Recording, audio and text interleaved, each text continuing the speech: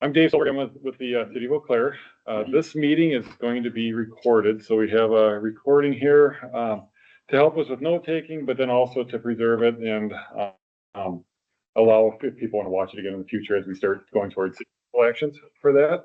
I have Billy Hufford is helping tonight. She's our neighborhood services supervisor, her manager for our section of the city that enforces trash enforcement right now. So if you have a trash complaint, and I'll get into some of the complaints, but if you have a trash complaint about a neighbor or this or that, Billy's folks go out and investigate that and try to help keep any of those public nuisances or quality of life issues out of the neighborhoods.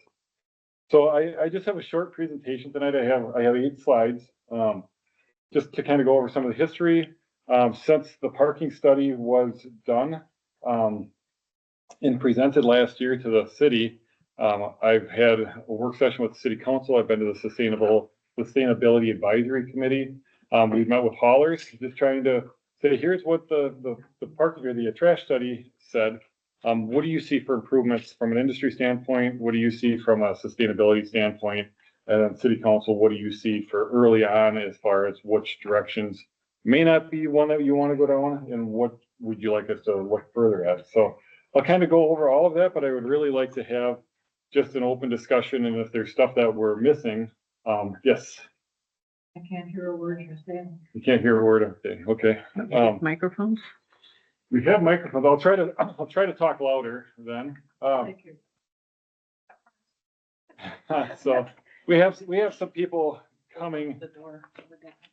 We don't have microphones. I've had 3 teenagers, so I'll just yell. So I'll go over very quickly. I've got 8 slides that you'll be able to see at the 3 screens. Where we've been, what we've done, and what we've talked to, and then I'd like to have feedback from members of the public. If there's something that, if you were here when we unveiled it, we had a number of people at the public hearing that provided input. But like we had a parking meeting earlier, and we got some different comments from people after they've had a chance to think about it. So if you've had different thoughts with regards to trash and recycling, composting, I would like to hear those, and then I'll go over the steps after this meeting up until we take any kind of proposal to the city council for that. So this is just the agenda. I'll go over the trash study real quickly. Feedback that staff has gained from the trash industry. Some feedback that I took from the city council, input from the sustainability advisory committee, and then focus on feedback from the members of the public here, and then I'll go over our schedule and progress process going forward as we take this to the city council. So just a very quick high overview of the trash study. We hired the Wisconsin Policy Forum to look at the trash operations in the city of Eau Claire and to see how we do it versus how some peer communities in Wisconsin deliver trash operations and recycling operations in the state. This was really spurred out of COVID. During the COVID-19, everybody had a hard time hiring employees. Trash haulers were no different. So there was, and I think I have it on a slide, there was a missed collection rate of up to 30% for trash haulers during COVID-19 because of staffing issues.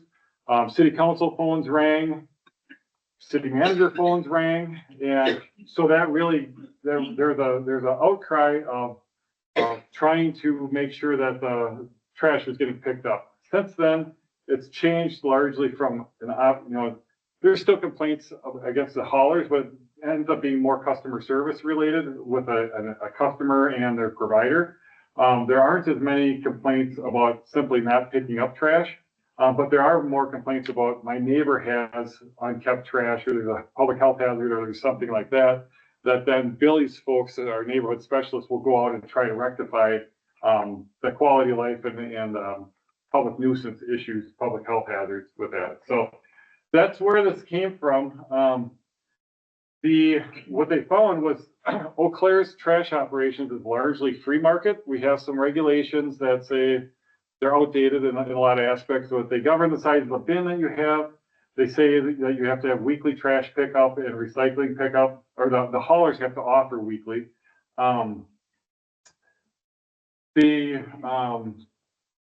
We govern what days they pick up trash and what part of the city. We govern what hours of the day they do. But as far as what you want to, you have the right to choose whichever hauler you want to do that. And the city doesn't really step in. And then we also inspect trucks to make sure that leachates or liquids from the truck or debris doesn't become a hazard and fall out of that. So what they found were the majority of cities our size don't do that. They either have municipal trash, or they have a single hauler, or they have more involvement by the city than we have.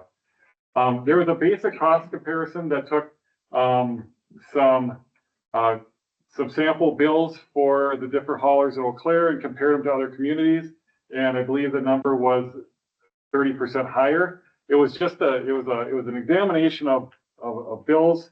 There wasn't a forensic audit, so I would just caution, it may be higher or less than that, but didn't go into looking at, tipping fees in this part of the state versus Brown County has their own landfill, other things that go into it. But that was one topic that came up when we met with the haulers. What changes can we have that would address some of the concerns and possibly lower costs, or address the concerns with, there's a lot of complaints about having 4 trucks on the same street the same day for 4 companies, instead of having just one garbage truck, issues like that. So they reviewed different operational, the policy forum reviewed the operational models, and it goes from, like, Milwaukee, they have their own trucks. City folks go out, they pick up your garbage, you pay for your bill on your utility bill.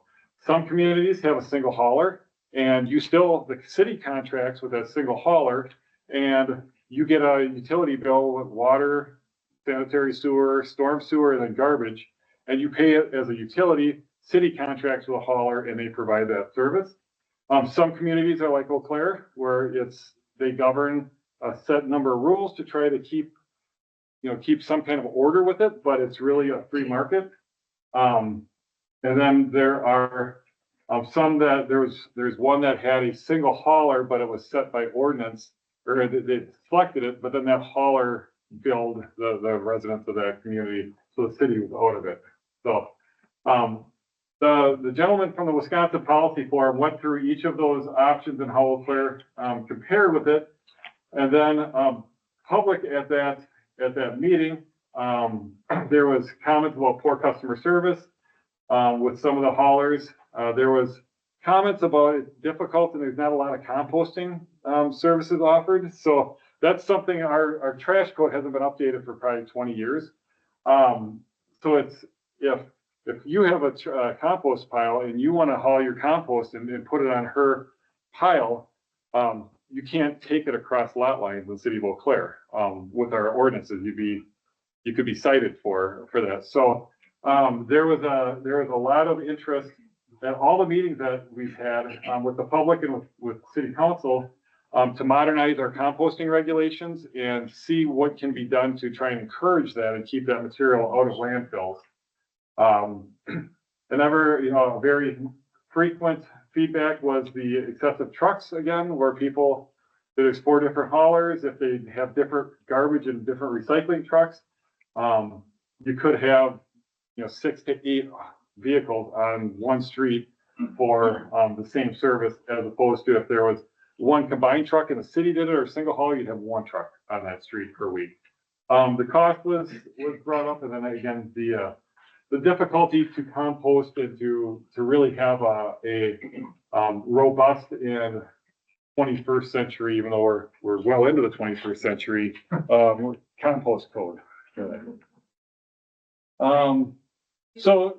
Any questions for that? I was wondering if you had any context as to why, like, Eau Claire went with this model versus some of the other models historically. Do you know why that happened? It's seen a lot of things in Eau Claire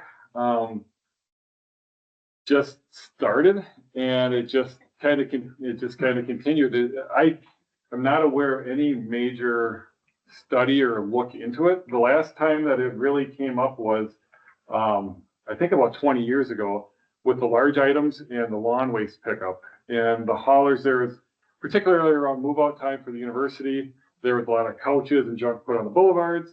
So the ordinances were streamlined to not make it a contractual obligation for companies to do that. But the ordinances were changed, so they made it allowable so you could put a couch on, because you can't put a couch on your boulevard in front of your house right now. But they made it during certain times that you could do that, and the haulers kind of said, if you don't require it in the ordinance, we'll have like a handshake deal and we'll pick it up. And that carried through until this last year, and then that was discontinued for that. So a lot of things with the city, it starts, and instead of doing a full look at it, just kind of tweaked and adjusted to meet the individual changes at the time. So this is an opportunity where we could potentially look at changing everything, or look at making a significant number of improvements, and then if that doesn't fix customer complaints or resident expectations, then go further. So yeah, I wish I had more specific on that, but so when we met with the trash industry, they pointed out that their current missed pickup rate, at least at the time, this was in January that we met with them, was less than 1%, down from 33% during COVID. So that part is dramatically improved. But right now our ordinances require weekly pickup. They've had requests from people that don't generate a lot of waste, and to, can we pick it up bi-weekly instead of every week? And that would save the customer money. It would save wear and tear on the streets. If by chance everybody on that street went with bi-weekly, then your truck traffic's cut in half automatically. Right now, those really big bins that they give you aren't allowed by ordinance. So modernize our bin sizes.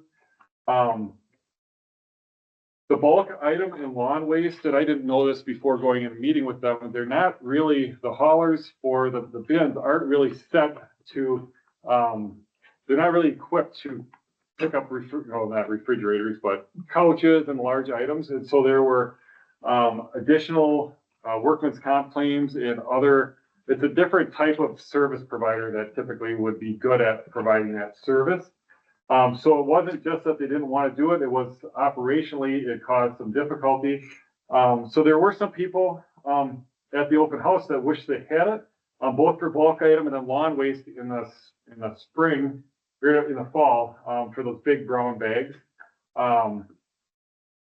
There are some providers that provide those services, but they're at a cost now instead of being free. And one of the talks with that was, when it's free and you can have one large item per address in the boulevard, if you don't have something, your friend that lives in Chippewa might load their mattress and bring it down to Eau Claire and put it on the boulevard, or a lot of stuff that you could try to give away for free or repurpose or put in the pack it up and pass it on program was ending up in the landfill.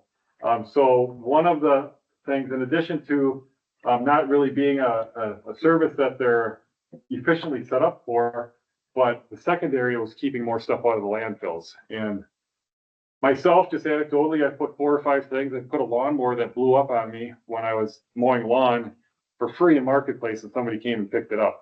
So I think there's validity to that. So there, and then some other minor things. There's some paperwork that the general members of the public don't really notice. I didn't really notice until I went through the code in detail with one of the haulers. But the ordinances do set some fees, or set that fees can't be charged, and there was a request to be more open market with that and let the market dictate. I don't know if that's something that would be coming forward. There's different recyclable listings, items that aren't typically recyclable, that are listed in the recycling. So the one thing that they did stress, and even at a public comment period, that the 4 major haulers, or the 4 main haulers for the city, do work together cooperatively and competitively, but they seem to complement each other in their operations. Clear from what we see. Then we had a work session. We took what we heard from the haulers and the study, talked to the city council, and basically this is what some of the feedback that they had. Wanted to help support and expand composting in the city. They had a lot of support for businesses, a lot of sensitivity. nobody wants any businesses to be negatively impacted, and particularly the smaller local haulers. There really wasn't support for a single private hauler model where we would say either the city would put it on your bill and we just put one bid out, and then one of the four service providers would win the bid for the city for that year or 5 years or whatever the term was. There was a little bit more interest, significantly more than no interest, for if there was a single hauler of the city to explore at least and see what the cost would be for the city to buy trucks, city to look at getting into the waste business and providing it as a service, like we provide street sweeping and utility service and stuff like that. So that version of the single hauler program was one that we may be asked to explore further for that. Another thing, interest that they had was exploring dividing the city into 10 districts or 12 districts. And each of those districts would have only one hauler, and they would have 1 day to complete that. So you would have only one truck in that district, but there should be enough districts that all of the haulers would be able to, in theory, get a district in their bid and keep in business so that it wouldn't negatively impact people. There are a lot of nuances with that. There's not a lot of models that I could find that do it exactly like that. Minnesota does it a little bit different over in Minnesota, but that was one that had some interest. And then along with that, there was a little bit of interest in looking at or further exploring. I believe the city of Cincinnati did this. They wanted to answer the question if they should jump in and have municipal garbage service or not. So they broke off a zone in Cincinnati. The rest of the zones that they had, or the rest of the districts, were free market. They were provided by the other haulers like Eau Claire is, but one part of the city was provided by the city staff. They bought a truck, they hired employees, and they tracked cost for a year or 2 years, and then they compared it against what the other areas were for cost. There was some interest in that, and then if there was a utility or if there was a change in license fees or an ability to generate funds, because some of the business licensing fees that we charge the haulers to get a license to operate in the city, and then we inspect their trucks, that goes to pay for half of one permanent position for the city that then goes out and does enforcement. So if you have complaints, they're going out there investigating and issuing citations for trash related. And that person's salary is paid for by the licensing fees that are levied on the haulers, and then those are included in your particular waste fees that are charged by them.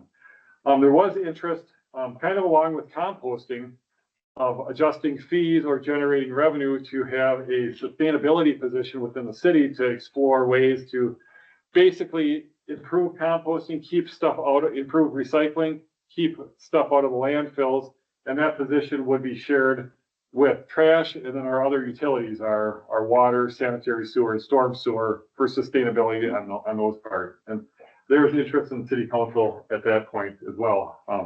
There was city council. You guys mind? We have some city council members here tonight. If you want to talk to them after, I don't know. Do you guys want to introduce yourselves? We have one in the back. Hey everyone, Andrew Worthman here. Very good. I think. Gary Brewster. Larry Boca. We have four council members here tonight that, if you want to share thoughts, outside of the, big public discussion, I'm sure they would be happy to hear that as well. So then I went to the Sustainability Advisory Committee in March, and so they're focused on sustainability and recycling, and obviously everybody is concerned about costs for items, but they noted the collection inefficiencies. Again, that's centered around trucks and having multiple trucks doing multiple things, and not having one truck operating to the maximum of their efficiency, but having four sharing it. They noted concerns of the bulk item and line item pickups. Some limited recycling programs and ability to other communities have expanded access to waste recovery facilities, so you have more opportunity to bring recycling and other items in in addition to like the clean sweeps and the programs that the city, or that the county, currently sponsors. So it would be taking the existing program and making it more robust. Access to the landfill, and there were concerns about restrictions of being able to get to the landfill if you're a city resident. I haven't gone to the landfill, so I'm not sure of the specifics with that, but they noted in a visit to a similar sized community in Iowa, they had a lot easier access. I believe you could go to the landfill 3 days a week, or the waste recovery facility, and you could drop off some of these items for cost, but you had access to that.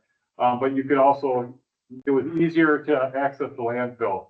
The higher costs that were noted, but I would put a caveat. It was in the study, but to say it was a forensic audit, I would say further detail would be needed. But anecdotally, there was people that said we get bills from Chippewa and Menominee. They're cheaper than the bill that Eau Claire get. But limited hazmat disposal options, and then the poor customer service. So what they really proposed, or what they really focused on with the Sustainability Advisory Committee and a third ward committee that was formed, they like supporting the smaller haulers, but they really focused on municipalizing the operations, the trash operations of the city, and exploring, the possibility of an incinerator or landfill, the city having their own waste recovery facility, improving resident access to that. So a model very similar to what was done in Johnson County, Iowa. So that would take a full business model. The city doesn't offer that service. So that would be something that if the city council wanted to explore that direction, we would be asking to have a business model that would do a financial operating plan, logistics plan, a facilities plan. So the city would know all of the costs of storage, equipment, bins, costs, how to pay for it going forward. But that was a lot of good feedback from the Sustainability Advisory Committee. They're a very passionate group. They're going to revisit this next week. Their meeting is at 3:00 on Wednesday. So it's a public meeting at City Hall. I encourage you to, if you want to learn more, to attend that. So that gets me here tonight. We've taken feedback about multiple haulers on the street, the possible costs, some of the restrictiveness with composting, the lack of large and bulk items. I'd like to hear if you have additional concerns, or just to reiterate and double down on some of the concerns, because what will happen next is so you can take that April line out. Probably we'll start working on getting options that we think, after hearing from the industry, from public, and from some of the committees, and we'll have a work session with the city council. And then with that work session with city council, we'll get guidance on, yeah, you're on the right track with something that we would like to consider an open session. Or it may be, we'd like to know a little bit more about this, and we may be going back to the drawing board, or it may then go to, in May or June, to the city council for public hearing, and then a vote with our ordinance change process. So any additional feedback that I get tonight will directly go into what options we may be considering. So I'm all ears. I just had a question of clarification. Yeah. It's a little confusing to me, because I thought recycling was handled at the county level, and that Reagan, with the Eau Claire County Office of Recycling and Sustainability, that all the kind of the regulations that we all have to follow for recycling come from that office.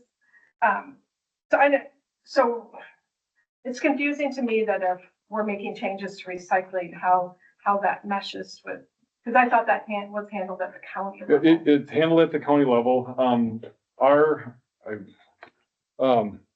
And Reagan is usually a active participant with us, but if there are changes, like, for clean sweep, for example, or, bi-weekly versus weekly, we would make those changes at the city level. And then also, if changes needed to be made at the county level, we'd follow through and the appropriate changes there Oh, too okay. with that. But we don't have control over, our biggest thing is trash related, more than recycling and we have the sole responsibility over that, but they are related oftentimes, same truck. So, just by default, it'll be the same operations going through. But I think there's some confusion in the community. You don't really have control over what's recyclable. And We do have in the ordinances, there are lists of recyclable items in there that are in our city ordinances. And one of those, it lists polystyrene as, and I had a nice highlighted thing. It lists polystyrene as a recyclable item in there. And it was brought up that it's not. it's not. Yeah, so. Well, like the Beaver Creek Recycler went out and it lists everything that's recyclable. Yeah. Does that match your list? I mean, It doesn't, from my understanding, it doesn't, because our list was probably based off of a county list, from years ago. from years ago. It hasn't been updated on there. So Oh, we're trying to make it so it's okay. cohesive, between the two and coordinate that. In townships, we wouldn't have anything to do with the townships outside of the city limits for that, so. Yes, I'm just wondering, in your meeting with the haulers, the two major haulers both have their own landfill. And I'm just wondering, was there discussion about how they felt about trying to incorporate composting or food scrap pickup? What was the discussion about that? well, there is a small hauler that specializes in that and provides it. And then there was some discussion, we didn't really get that far into it. If you get a refuse hauler license for the city of Eau Claire, do you have to offer composting service also? Because that's a discussion that the city council can have. And so that question was thrown out, but it wasn't really debated. And if it is something that's a product of your business license, then is that an opportunity for them to sub out that part of it to another company? So if you go with Waste Management and they don't offer composting, you would have the ability to use, and they would have an agreement with another hauler for composting, or a standalone composting service to be offered for that. So that's part of in composting. You can't pay by volume right now. You can't be charged by volume for waste. It's the bins and the pickup. But can you do that per bag and have a different service? So that's some of the nuances, but it could be, like with a large item pickup, it could be, if you're gonna have a business license to operate trash in Eau Claire, you have to provide it. It hasn't been done in the past, and that's, heavy-handed, but those are all the discussions. If that's important to the public, that, I have 15 people saying, we really want all of our haulers to offer composting or be required to offer composting. That's good feedback for me to have, because then I can have that discussion. Here. Yeah, just a show of hands, is that something that is important, that everybody have access to it, in their things? To recycling or? Or composting, yeah, recycling, you do, so there's probably about over half. Well, I mean, and that's where, is it a goal to reduce landfill waste? And if the city has a goal to reduce landfill waste, then you can only composting. Yeah, it's 6% of landfill intuitive, waste. yes, yeah, Yeah. I would agree. And I know in Woodbury, Minnesota, they're now picking up curbside with all their haulers are picking it up. They're getting bags through their, recovery center. They get the bags. They can order 60 bags a year. Yep. And it just goes right in with their trash, the same pickup, and they're just sorted. And, the landfill uses, they make compost and they use that for cover. So it's purposeful for them.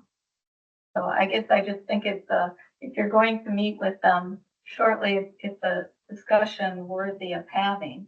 Mark Final at the 7 Mile Creek landfill knows quite a bit about compost and is interested in that too. And it doesn't require them to get a whole different truck. It's Right. not that added expense for them. Sure. In that way. Yeah, I know compost, as far as modernizing and changing things, aside from, some of the annoyance factors, that's something that is really loud and clear, that we need to modernize that and make it more sustainable. And reach your goal Mhm. for lowering waste. Yeah, in the back, I think. Is there any thought to making it, possible to have every other week service again? Yep. Yes. Oh, good. Because I switched over to Earthbound for that reason, had the composting, very pleased with that, and then was told that that could not happen anymore. And that was very irritating because that doubles my garbage bill. Yep, that was a very distinct feedback that we've taken. And we've reached out to the health department to make sure we're not having any public health hazards with not picking up trash. They're okay with it. We still have public health hazard citations that can be had. So if you're on biweekly trash and you're not keeping it in bags or whatnot, and you're having some of the items that could cause a health hazard, you could be cited for it. But that's, at least you have the option to do that. So, and that, a lot of these changes may occur prior to next year. Even, we're kind of going along the budget cycle. So that biweekly is one that doesn't have a financial component for the city. So that could happen sooner rather than later on that. Thank you. That would be great. Helene. I echo her, same thing happened, and Earthbound, I would just put a plug in, they also do composting. Yeah. It's really easy, I can teach you, they teach you, and it keeps a lot of stuff out of the landfill. Yeah. Even an engineer, you teach an engineer composting? But I don't know what you just said, but. No, I'm a slow learner. So, Okay, but I would echo also that you consider picking up garbage in the alleys. You started fixing the alleys when you were city engineer. A lot of them repaired. There's no excuse for the haulers to say they're not repaired. They are service roads. Historically, they should be used for service when possible. And it's an easy fix on your ordinance. It's not a very big change. It's similar to the bi-weekly. You simply say it should be picked up in the alley.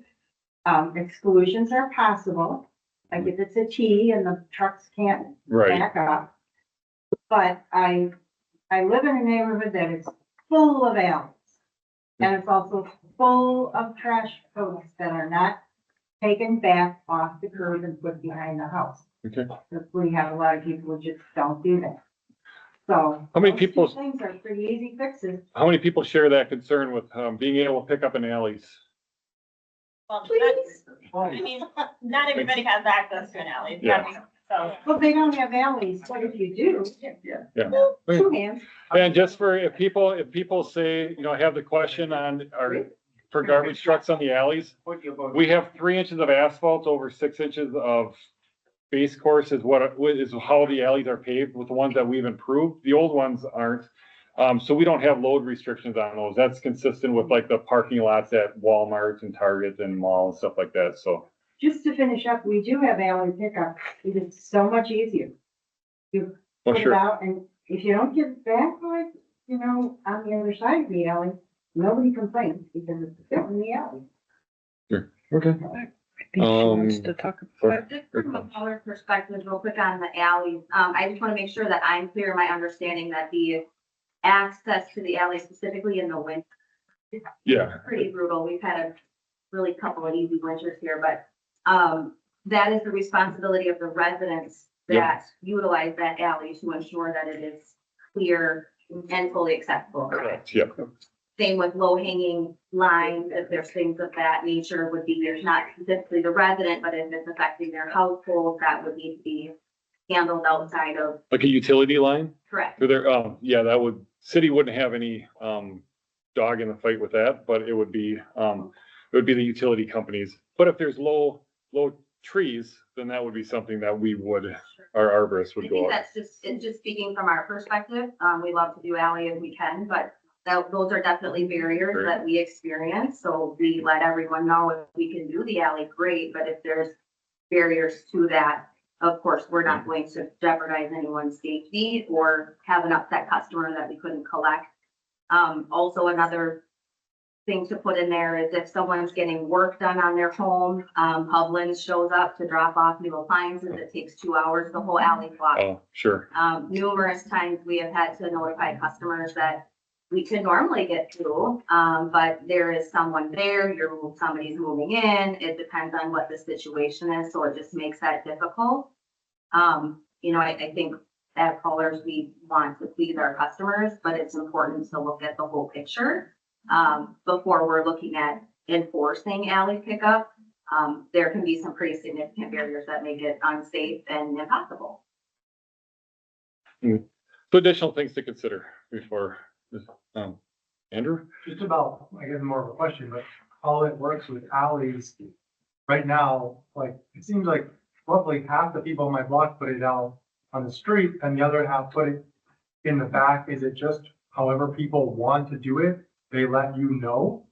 And I raised this, the other thing is I've received complaints from people who are very vehemently against trash hauling in the alley because they end up hitting either trees or bushes or garages or other things that are in the back.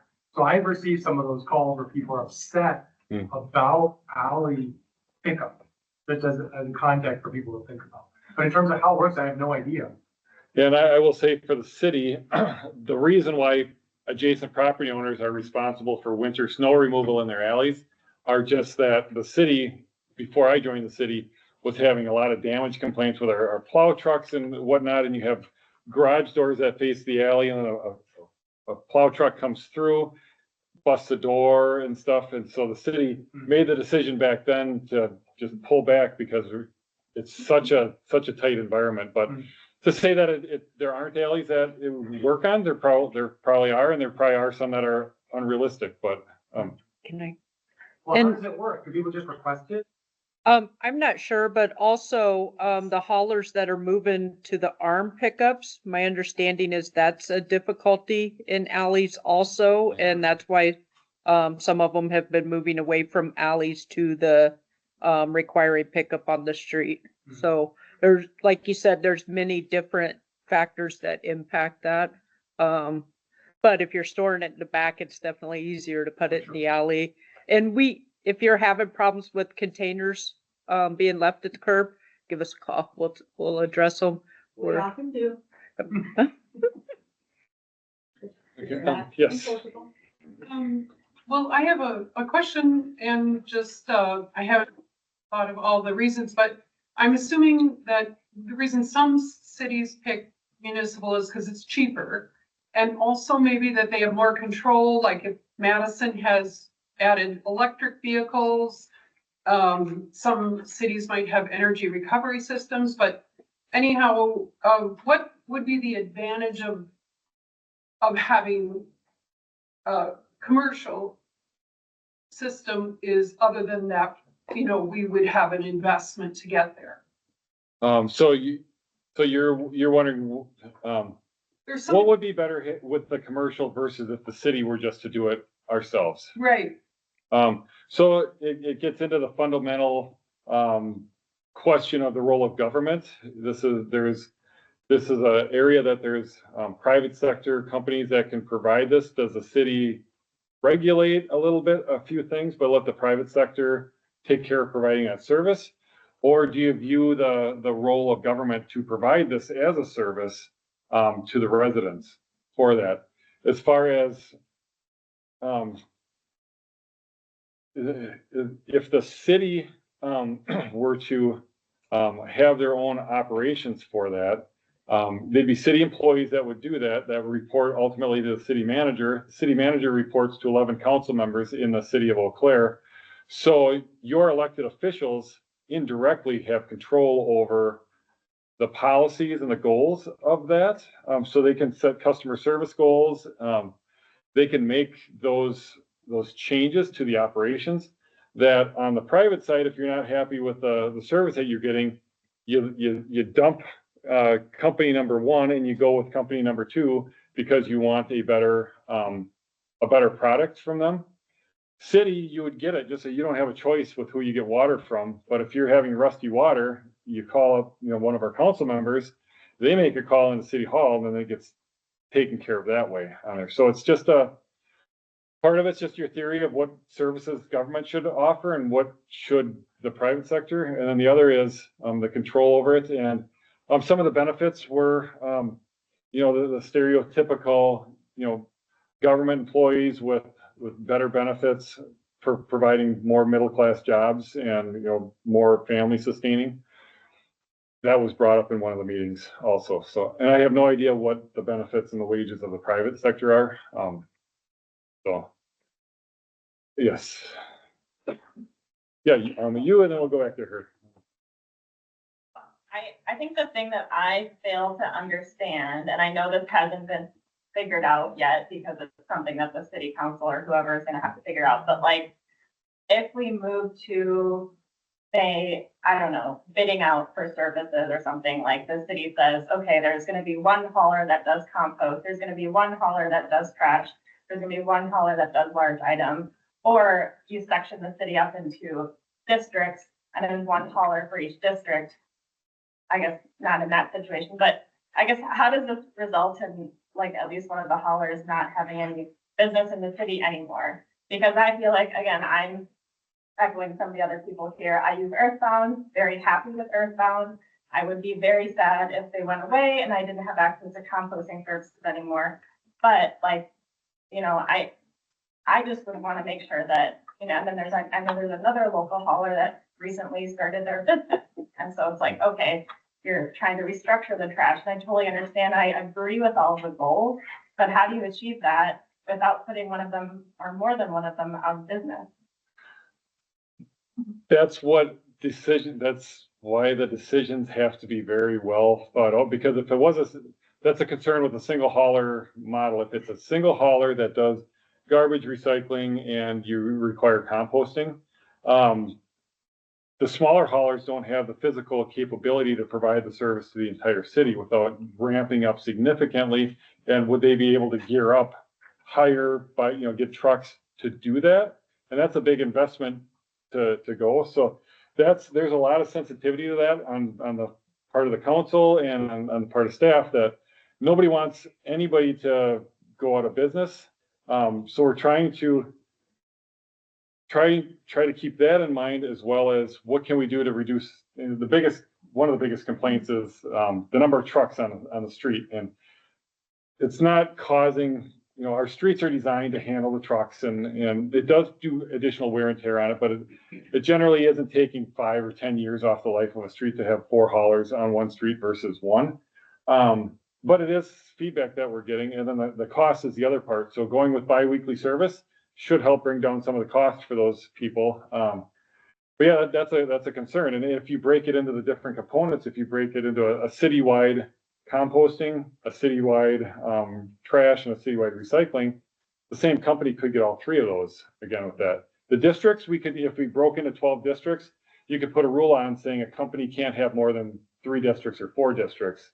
So mathematically, you should be able to restrict it, but then what happens if the same one is low on all 12 districts, and how do you bid that? And so those are things that we would need if that was a direction that we were sent down. We would have to do more research to make sure that we're not having unintended consequences with it. So, yes. I just have a couple quick preference things I want to make. First off, the multiple trucks, I mean, we have 6 and 8 of them going by every day, every garbage day. And the exhaust is very evident. Bi-weekly, absolutely. We don't have enough garbage to go every week. And then bulk items. I'd like perhaps something that's very clear as to what to do with them. Because what I find in my neighborhood is that bulk items that don't get taken care of end up stashed behind houses, in the garage, carted out to the county in the ditches, that sort of thing. So I would like that to be made very clear. What do you do with them? So with the large and bulk items, in the information, so it's very, right, I have a mattress, this is what I do with it. Are you willing to pay for that service? You're looking for information so you know what to do with it? Cost, you're willing to pay a little bit, or is cost an issue? But for me, it's not. But obviously there's others who don't know what to do with it. Sure. Or they simply aren't going to pay the cost. That's it. Yes. I just have several comments about what we've been talking about. I'm also in agreement with the possibility of going to an every other week pickup, allowing all the haulers to allow every other week. And because that's a really good service for those that don't generate a lot of garbage or recycling. I was at the presentation where the company put together a presentation comparing all the different cities and types of services. And I would like to see the city really look seriously into being creating the service for picking up garbage, recycling, et cetera, if it would enable the cost savings that some other cities have. And if we went to the route of dividing the city into regions that haulers could bid on, I would hope that every hauler would offer all the same services, garbage, recycling, composting, and maybe even bulk and yard waste.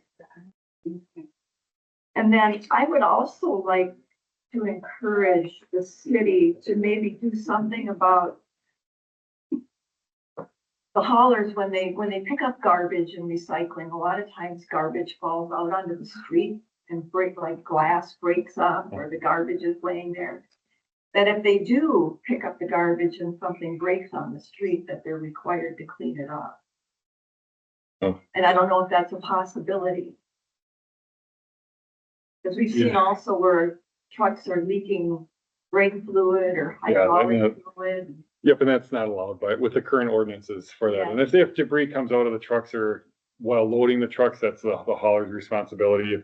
If your garbage can is out at the site and it tips over, that's the homeowner's responsibility Right. for that. But You see it a lot of times. It happens when the garbage is being picked up. Or the garbage truck just leaves and there's a whole trail of hydraulic fluid. Yep. So I don't know what's in place to take care of that issue. No, we follow up on those. I know there was one of those 2 years ago. There's a hydraulic line broke on a garbage truck, and one of the residents that provides frequent feedback to us called me up, and so we went out and checked in on that company, and it was unfortunate. It wasn't intentional, but it still occurred with that. So yes. Just kind of a question of how you would approach things.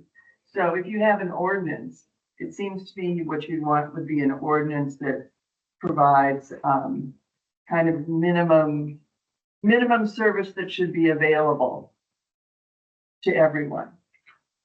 But it seems to me if you have multiple haulers, you would also then have, those haulers would have the ability to come up with other types of services and how they put things together. So maybe when somebody doesn't do composting, but they do, the recycling and the solid waste, but maybe somebody else does, something different. All those don't have to be set as specific requirements, right? Right now they're not, but that's one of the questions. Would we make composting is probably the most visible example of that. Would we make every hauler provide composting services to an address if they have a trash license? Or do you let the industry regulate that? And if you don't particularly compost, you go with one company. And if you do want to compost, then you choose a different one. But those are the type of policy questions that could go into ordinances. Like you said, do you set the minimum and then they add on for their customer base? You could say if you're licensing haulers or however you do it, you must be able to provide these services. We expect this of you. Yep. It doesn't mean everybody has to use each one of that particular service. Right. You can, kind of like the bi-weekly, the weekly, however you want to do it. Maybe you want somebody to come twice a week to your house because you got a huge house or something. Yep. Yeah, and like an example of that is the haulers have to offer weekly service and you have to be billed weekly service, but you don't have to bring your garbage cans out to the curbside. But you're still, the ordinances are requiring them to go weekly, even if you don't bring your garbage out. Right, well, I'm a bi-weekly person too. And so all of a sudden my rates go way up because they're required to come by weekly. I don't have trash to give them. So, you know, it's kind of like, oh, so I guess my goal now is to create more trash? I mean, you know, you want to look at like the marketing and everything else with recycling. If some people don't understand that you could compost. Yeah. Some You- people don't need composting because they have huge gardens and do their own composting. So, And the real goal should be to come and participate on a Thursday night on a trash discussion. Let us know right. so we can get our ordinances updated so they reflect, feedback from the public, and then the city council members that are here can put it into the law so we modernize those. So, yes. And my concern during this whole thing is that that the city council and everybody keep their eye on the long range picture. And my concern is sometimes we're only short-sighted and always considering the landfill. And, you know, we went through an expansion and keeping an eye on, as we look at this trash study, to consider how can we reduce our waste. And I know we keep hearing about that with composting, but I think the city, we've got our county climate action resiliency plan, and the city has a plan, and I'd like to see we set these goals. I'd like to see some action to support those goals. So my hope is that And that, reflects that. that position that city council had mentioned that they were interested in, that's the state sustainability position. That might be something that they could focus on in the marketing and, you know, how to brand it out there. You don't know what to do with your large item. Here's 2 things that you can do to help not do that. And, I would strongly support the move in the direction of the city sustainability. I know, many cities have done that and they see big changes in, as far as outreach, education, working with businesses. The schools are now composting, continuing that. And I think there's lots of opportunity to reach those long range goals of reducing our waste. And I don't want to just have discussion on, what we're going to do next year, but really look long range. And I would encourage, like, some of these goals also, next year, we're going to be starting the city's comprehensive plan update every 10 years. And so it's important to participate in those meetings as well. And that chapter, the sustainability chapter, can incorporate some of those too. So, yes. And I wanted to clarify too, your discussion about every 2-week pickup. If you made that the norm or the expectation, is that what you're thinking of doing? Or is it like I can do once a week and Oh, others can do? yeah, it's an option for you, but it doesn't prohibit somebody from getting weekly pickup or whatnot. But if you are biweekly, at least it would be an option available to you. I'm just thinking that it's more functional, if there is a composting component. Oh, Because if you're cutting down your waste by 30 or 40%, because food is out of there, unrecyclable paper products, it's easy to wait 2 weeks. sure. It's Yep. not as easy to wait if you're still dumping all that into your bag. So I think kind of keeping, what is our goal? Are we trying to move in that direction? And how can we make little advances that are coordinated and helping us get there? And I want to, build on what said here is that, I know there's other communities, not just down in Johnson County, but here in Wisconsin, and, Outagamie County, where they have, a recovery center. So all your recyclables can go there, all your composting, your food scraps go there, your yard waste goes there, bulk items go there. It's very clear in people's minds as to where to go when there's waste. And that keeps it out of the landfill, which should be our goal. And I think it's a statewide goal. I know it's a city and county goal. And to get there, so those are long range goals, unless you can talk the landfill into having it at their site, which would be a great thing to push. But anyway, some things we've talked about are immediate, some are midterm, and some are long range. The recovery center would probably be more of a long range, looking and talking with the DNR and other grants that are available through our state. I think we need to have some partners with our haulers and partnerships with our landfill owners and, see what changes we can make as a team. There's gonna be this stress right now because, you know, the private industry has their model and we're trying to move forward and make change. And change causes, you know, trouble. So I'm hoping that you can facilitate some of these things for the long haul, the longer goals that we have. Yeah, and I think it's important to, if you set those long goals to track and maintain, have one person responsible for those. On the city side, to make sure that you keep on task with, like the slight, we call it the slight edge, or those little improvements that keep you on that path. Right now, we don't have that. We have community development folks that do some sustainability. Billy's involved with some, but she's also doing downtown parking. So, and working with the unhoused, and so having one person that can focus on it, I think would be a benefit, for that. Are there grants possible? I know the county sustainability position is. I'm not sure programs, but we always do look for grants as much as possible. I know a lot of positions at the health department are funded with grants. We don't have a lot of regular city staff. We have some firefighters, but, we do try to get as many grants and state and federal money for projects and whatnot as we can, so. Councilmember Mboga. So when I was talking to the guy who did the studies from the Wisconsin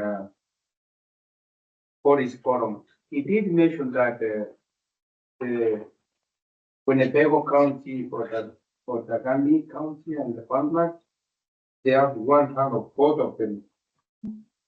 I don't know if you guys know about it, but they have a very effective, it's like in the entire state of Wisconsin, it's the best in trash fitting on the compost.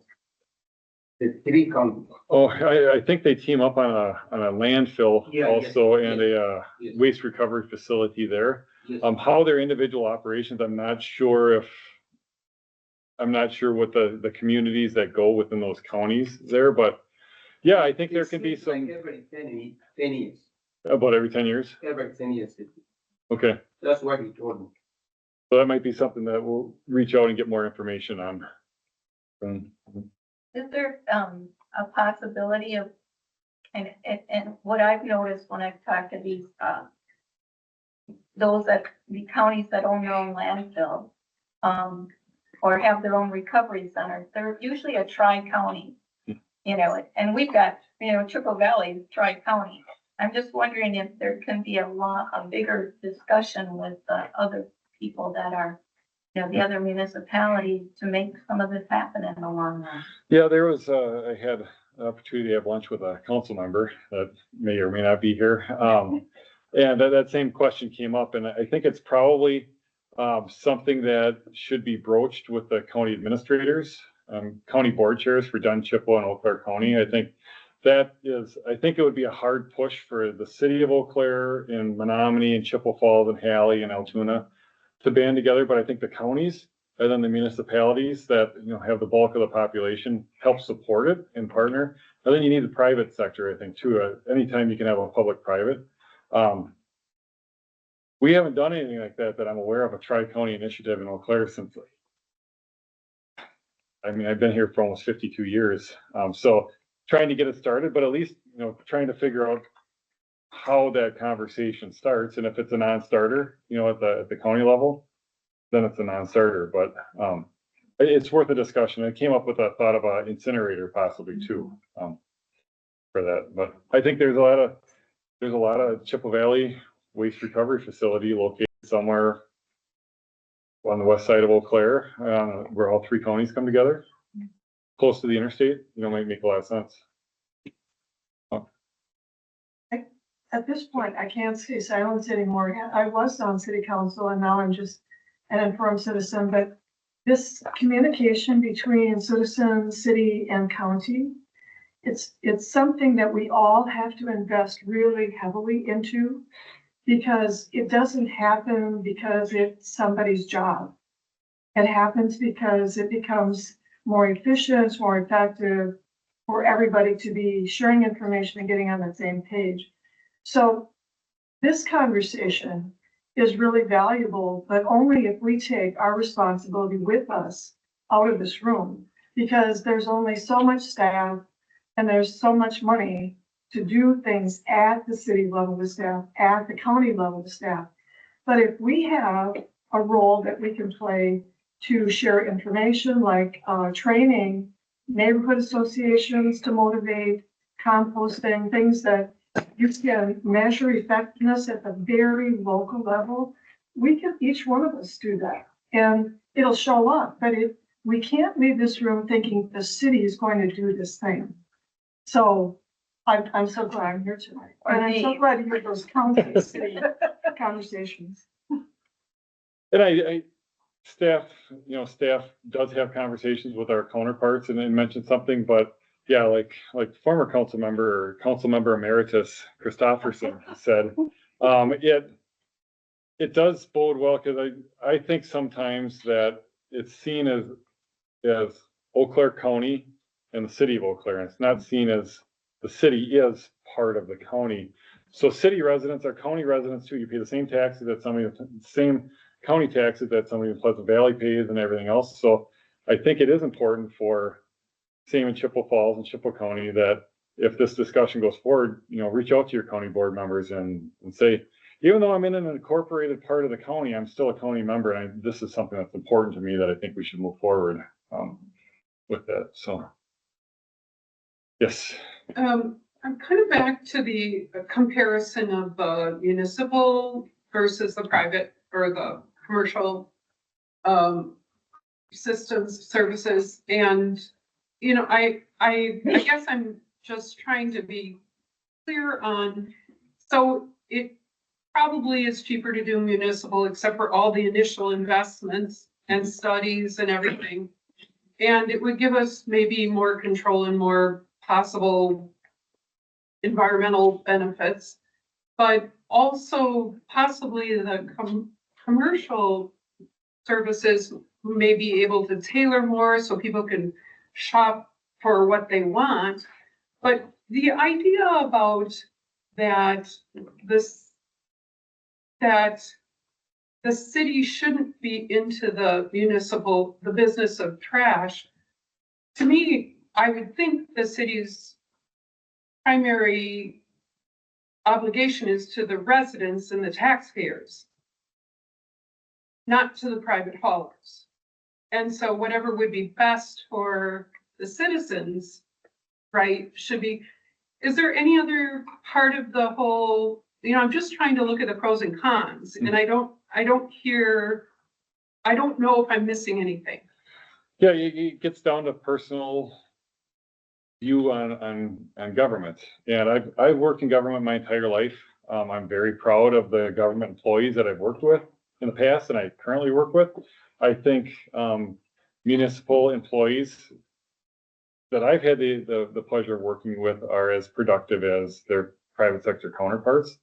The nimbleness, like you had said, private companies are able to change their business model to make sense and offer different services a lot quicker probably than a city council that has staff generate ordinance change proposals and then does a public outreach, because they're responsible to the entire city. So private sector is responsible to create a business model that'll drive customers to them. The city drives our service out to everybody for that. So I think the private sector has more nimbleness. The public sector isn't as often, if it's managed well, places a high, they're not driven by profit. They take pride in their work and they want to provide customer service and do the right thing and have a clear conscience when they go home at night. So both models can work. It's just they're different models. And to say that the city, if the city got into the business and would provide better service and fewer complaints than the private sector, that would be our goal. Would we be able to match their performance? I wouldn't be able to say for certain that we'd be ahead or behind, but it certainly would be our goal, and it would be our elected officials holding our city manager and our department heads accountable to that, if that's what their goal is to provide A-level service for trash to all the residents in Eau Claire. That's what we would strive for. So aside from costs, they have costs, they had startup costs to get stuff, they have costs when they buy trucks, we would have costs for trucks, they have personnel costs, we would have personnel costs. Bin costs, all of that would be the same. We would just not be at the same starting point that they are. They have that inventory and we would have to gear up for it. But if it was a sustainability goal to have all electric vehicles, providing like Madison has a number, I don't know if they're 100% electric for waste vehicles.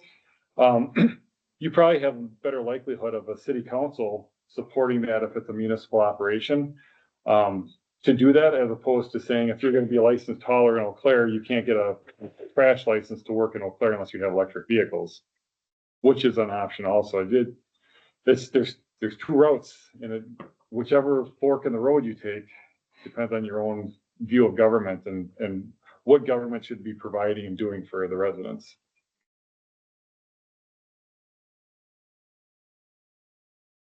Does that help? No, you look perplexed. Yeah, no, I'm just wondering if there's anything else, or maybe some of the haulers here, if there's anybody else that has other things that's kind of what we're doing, right? Comparing municipal versus private. No, this is looking at all of our traffic or our trash operations. So some of the changes here Sure. are like for hours, Yeah. One could be another quick thing is hours of operation. It goes from 5 to 5:30, I believe, or 5 to 5.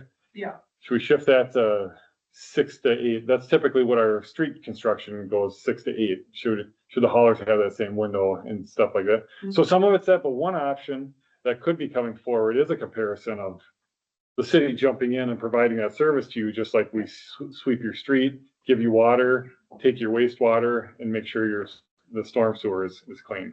But that's only one part of today. So, yes. One of the private haulers. And just for the sake of not sitting here silently, some of the things I think about when we talk about the city providing it versus a single hauler versus the open market, I would wonder, and I can't speak on like the sustainability stuff. That is not my area of expertise. I love to talk to, and I spend people with them all the time. I'm not going to try to tell you anything about it because I'm not good at it. So if I have questions, I expect the pros to educate me. If I ask nicely. So with that being said, I'm wondering what is the primary expectation or what would the primary expectation of the citizens and the residents be? What would be better of the city providing it? Would the main thing be the number of trucks on the streets and potentially cheaper pricing?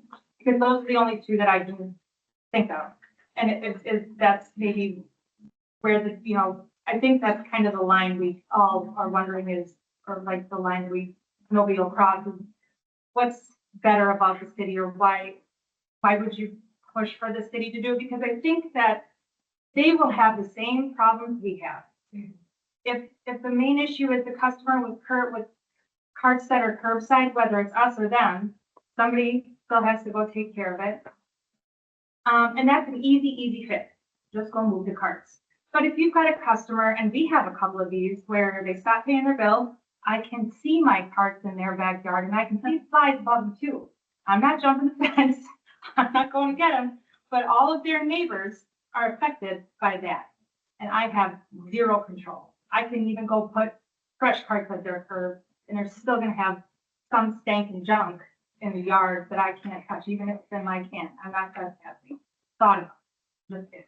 Just it. But that's, I think some of those problems, I think that sometimes these conversations get driven by those kind of, what I would say is one of the more major problems when it comes to garbage is it doesn't look nice when it's out. It doesn't look nice when it's sitting on the curb all day. Nobody wants to drive along the streets and see garbage cans everywhere. I like it. They're my cans. I'm like, hey, that's but just once a week, right? We don't want to stare at the same carts out there every day and all the time. And we don't like to see it either. But that is an easy fix. that is on behalf of somebody, if it's, hey, those cards are not there for weeks, if it's their mine, call me, I'll come get them. They'll eventually notice they went missing, whoever's living in there, and maybe sometimes you run into issues where I've got customers who've had medical emergencies, that people have called and they said, hey, what's going on? And I've already gotten a call from Uncle Dan calling on behalf of so-and-so that they can't walk anymore, or something happened, or they can't, so those, I'm just wondering, what are the main driving factors for pushing for, and I'm, pushing for the city, and I'm trying to spend my little company too, and we do have all four of us get along here. We're in a good place. We all, like Dave said, we kind of complement each other. So I think sometimes some of the things that drive these conversations are things that maybe aren't fully understood, or maybe there's a handful of things outside of what would be any of our control. We're garbage people. We'll get down and dirty, and if we can't fix it, it's probably not going to get fixed by the city in terms of the actual paying customer. So those are just some of my thoughts. And if there's other concerns, like the number of trucks on the street, for example, it's not really going to matter too much if you give one single hauler. What will eventually happen is those haulers are going to go, okay, well, spend an awful lot of money on gas. Let's switch to single stream ASLs. So there's one truck for garbage, get out and do it. And some people already do it. And then you have another truck coming around for recycling. Does that make sense? So you got two trucks. And if the route is big enough, you still may end up with 8 trucks on those streets because the drivers don't want to work all day. They get up. A lot of garbage men like being garbage men because they're home by noon or 2 o'clock in the afternoon to see their kids and their families. So the trucks on the streets, and then you get the people who maybe miss the pickup over on vacation, and if they pay us, we're going to come back, and their truck is on the street again. There isn't a great way around that. I've only got like 3,000 customers to give you like an idea from, but I do come from Fox Sanitation, which had the market basically, and those calls come in all day long. When you have 20 to 30,000 customers, a lot of those people, oh, my kid forgot to take my garbage out. Can you come back? It's disgusting. I'll pay you $20. Come get it. We will. And if 4 hours later, somebody down the block says the same thing, we're going back. We get it done because they're paying us to do a job. We're going to go do it. And I think that's another thing that the city wouldn't necessarily be able to avoid either. If the customer's willing to pay for a service, we're going to put the trucks out there and do it. So those are just some of my thoughts. I think you're right if you're comparing those two issues. However, I think for me, I feel like it's also an issue of more services. We have high costs, but less services than we used to have. And I think if the city was more involved, or either in setting some, criteria or a level of services, that would be helpful. I've always suggested that there be negotiation with haulers from the city to do that, because I think there is a demand or an growing interest from the public. I also am concerned about the environmental impact, not just of the trucks on the street and in residences, but also I'm concerned about 30% of our waste is getting picked up and just put in a landfill. And I'm very concerned that in a matter of the next 2 years, we're going to start, that landfill's going to be thinking about expanding again. And we'll go through another 2 or 3 years of negotiation for that. And, when 2029 hits and that reaches capacity, and that landfill is taller than Sacred Heart Hospital, then people are going to start going, well, maybe we should be doing composting. And I'm thinking, but we should be doing it now. But do you expect the haulers to do something about that? Like, what are the haulers supposed to do about the amount of trash? And The haulers can supply have a service, and everybody loves their phone, but they can't service 41,000 households. But you also can't force people to compost. There has to be an educational component, which I think was exactly what she was saying. Yeah, of course, and there is. I mean, we've just taught all the kids K-5 how to separate out their food scraps from the other waste. So if a kindergartner, and I've watched it, 5-year-olds know how to do it. But then they go home and they see their parents just throwing the garbage, all the food in the garbage. I grew up and I'm probably older than most people here. We had a metal garbage can and there were 10 of us. There were 8 kids. And that went for a week. Now they come out with these big dumpsters they're rolling out. And I just think my mother was a good meal planner. She was a kid of deprivation and depression here. And there was no waste. We ate everything. So we didn't have that problem. We are consumers. We're consuming too much. I'm 100% on board with what you're saying. I just don't see it at a large scale, like how we There's a couple other achieve that. issues, and I think sometimes the education, we're working daily on this waste issue. And I just think that sometimes the city can use their authority, they can use their influence, they can use their negotiating skills to try to bring the private sector. I'd love it if you guys started doing it. I don't want the city to have to do it. But my fear is that you guys are not finding your way through it. And I want to see us get there. I want to see that landfill can not be collecting 1,600 tons of waste a day. That upsets me. And I think that we could do better. And I think we need the city and the county and the haulers and the landfill to help us do that. The waste Councilmember reduction. Brewster. Oh, I just want to say one thing that most people don't think about because they don't even know that it's a problem. But because it's sort of like the individual's responsibility to get garbage service, there's thousands of residences in the city of Eau Claire that don't have garbage service at all. Sometimes that's renters fill up a garage and then they move out, just like never expecting to get their security deposit. Sometimes it's, people that, like Elaine, who would maybe just take her little trash bag and stick it in a garbage can at Quick Trip. No.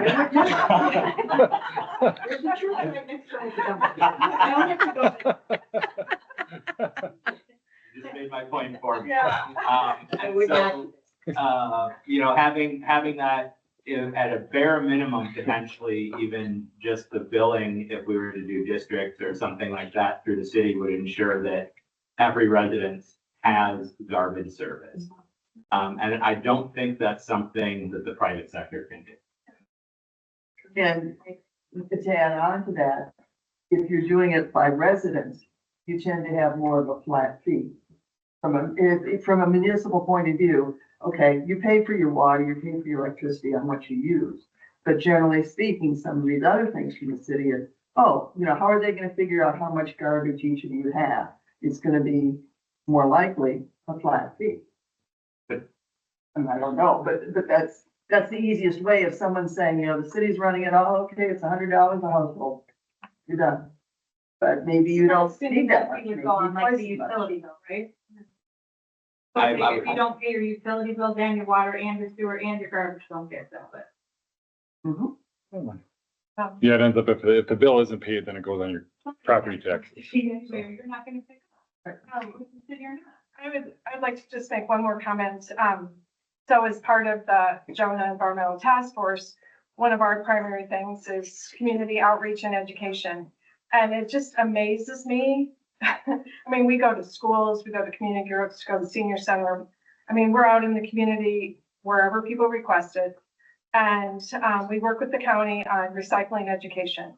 And everybody at churches, everywhere else, is this recyclable? Is this recyclable? They put their recycling in plastic bags and we tell them, do not put them in plastic bags. They won't take your recycling if it's in a plastic bag. And so I guess kind of one thing we'd really like to see is however the model ends up, the city settings, I don't know I know Reagan does a lot of recycling outreach. So I'm just amazed. I don't understand why people still don't get it.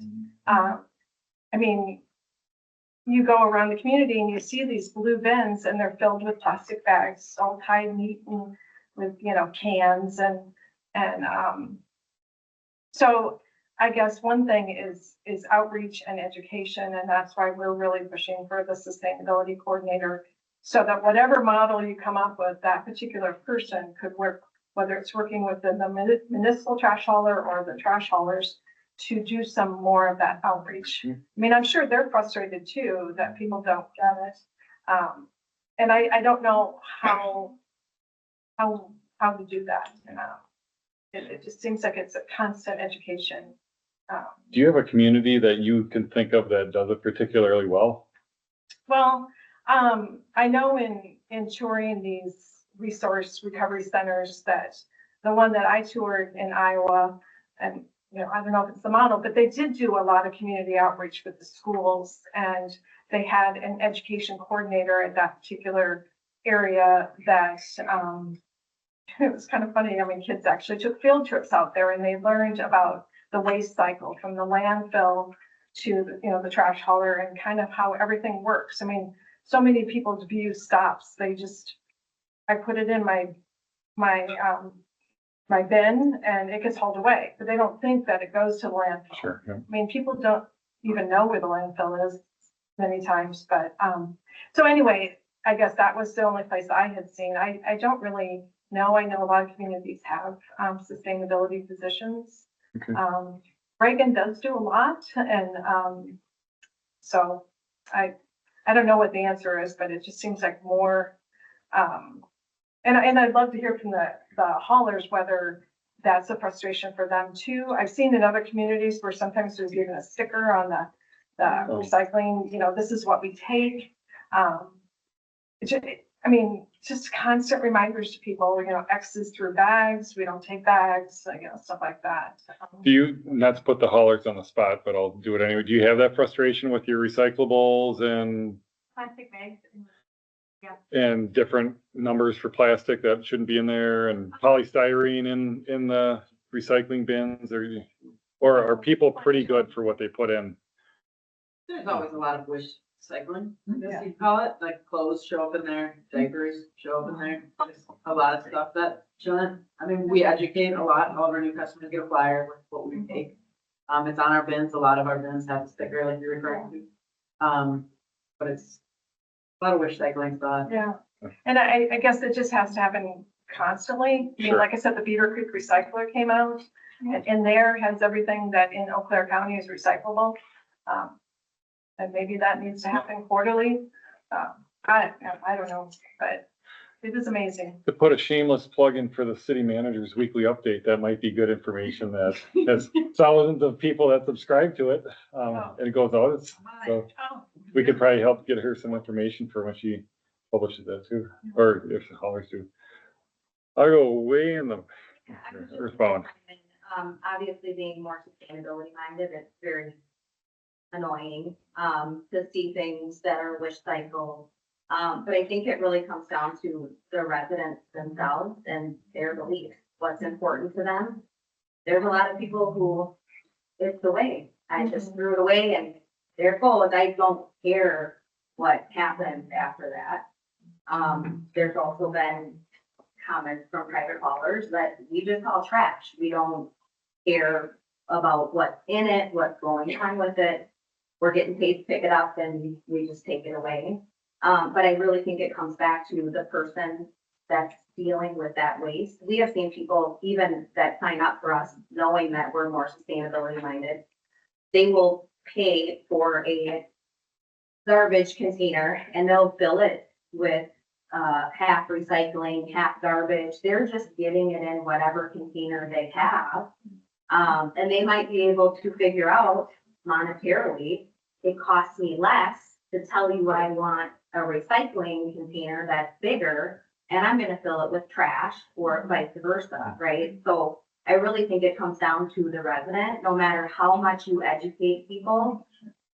I think education is very important, don't get me wrong. I do think there needs to be a lot of consistency between what the haulers are sharing, what the county is sharing, and what the city is sharing. It should all be exactly the same. I think a unified approach on that would be very helpful. But I still think you're going to get people, just as we have folks that pile it up in a garage while they're renting, I mean, that's terrible. But it's going to happen because quite honestly, as much as all of us in this room hate to hear it, there are people that don't care. They don't care at all. So they're not going to take the time, no matter how much you waste your breath educating them, to do the right thing because it's not important to them. Or maybe they're just trying to survive. And it's not important to them because right now in their life, they're trying to survive. It's not a big concern to them because there's much more important things. As much as many of us in this room go to sleep wanting to save the world and have it be green and beautiful, there are people fighting for their lives and that's not important to them. And can I ask, when you see the garbage can half full of recyclables, what do you do? We're paid to pick it up. So if it's recycling, if it's garbage and recycling, we have extra fees that we instill for that. I know the other haulers do also. I mean, they can obviously speak for themselves, but there's fees associated with contamination. I know a lot of us are getting smart with that. Especially as a small local business, we pay a ton of money to tip our garbage and recycling. We're so grateful for the relationship that we have in order to do that, but it costs us money. So we're going to pass that on to the customer if they're making decisions that appear as though they're careless. Well, and it's also against the law. Well, yeah, you can tell people that and they don't. Right. So there's ways to report people, you know, so-and-so at this address, especially if it's my customer, that would probably not work out very well for us. Well, it puts you in a hard We position. usually help deter that, like if somebody puts garbage in one of our recycling cans, I charge them a $50 contamination fee. It's a lot. And that usually makes them call me and go, hey, and then I say, hey. Yeah. Exactly phone call. Cause you get Probably is. It looks like we got time for maybe one or two more questions. So, actually, I think you were up first and then. Yes. I just wanted to comment that, I know that the city of Superior, handles their own garbage recycling pickup municipally. And I believe that the, charge for that goes on the, residents' tax bill. Oh, So okay. everyone gets garbage service, everyone pays for it. And that's how they, get everyone to actually handle their garbage properly. Sure. The other thing that I always wondered about this same issue that we were just talking about, like if you see a recycling bin and everything's in plastic bags, if the hauler could refuse to pick it up because it's not properly, because they're, customers are warned over and over again, don't put your recycling in plastic bags, but a lot of people do, and it really causes a problem for their machines. I wonder if they could refuse to pick it up. And then, of course, the customer would call and say, why didn't you pick it up? And then it'd be an educational opportunity, maybe. I think you might be overestimating the humility of the average person that comes. Well, I have a really easy answer to that. We took a trip to Norway and they provide the bags for that. So you could provide a compostable bag for recycling. Oh, I see. I don't think they would take that either, no, it's not recyclable. You could provide a bag. One more question and then finish in the back. So I was just happy that I'm hearing people wanting bi-weekly pickup. If we could ever return to that, save some money, give an incentive to reduce trash. I had spoke at the city council meeting about that and so glad that there's more of us. My question is do you have any sense in the city of people supporting the city taking over trash pickup or not? I talked to my neighbor and it was exactly what you said. She does not want government to be involved. And I thought, do we have any way to do surveys or anything to get a sense of that? It could be part of, so the first step would be there'd have to be enough support at the city council for us to explore it, because you can't, I would never advocate making that decision overnight, just based on what we've discussed so far. But as part of that, getting a model on, how do you finance it? What are the costs? How do you run it? The organizational structure, the logistics, the facilities. A customer survey could be done as part of that with the city to say, well, here's what the costs are. This is what you're in for to get this up and running. And you're 60% of the population isn't for it, 40% is, or vice versa. School district, the city, do polls before they do referendums to get kind of a litmus test, and they send out enough and they get enough responses, so it's a scientific poll. So that could be done for this as well. What's my hunch? I would say the majority of the council, it isn't more than a majority of the council members that are very strongly expressing verbal support to jump into it, but there is a curiosity more than just one or two for that. As far as members of the public, the Sustainability Advisory Committee was very strongly the members there, but that's not typically a broad representation of the thought in the city. So I wouldn't even venture a guess on that if it's 50-50, 60-40, 40-60. So If there was in the back. a property manager in 5 different cities, one Sorry, in Eau Claire. You want to wrap up? The district part where you want to split the city into districts, that one concerns me just because I have properties I manage all over the city. If you split the city into districts in one certain hall or one bad section of the city, I, as a manager of buildings, now have to deal with multiple garbage companies instead of just one. So that is a concern I have about splitting into districts. Another concern I have is, I get that that running the municipality can make sense in a cost-effective way in the long run.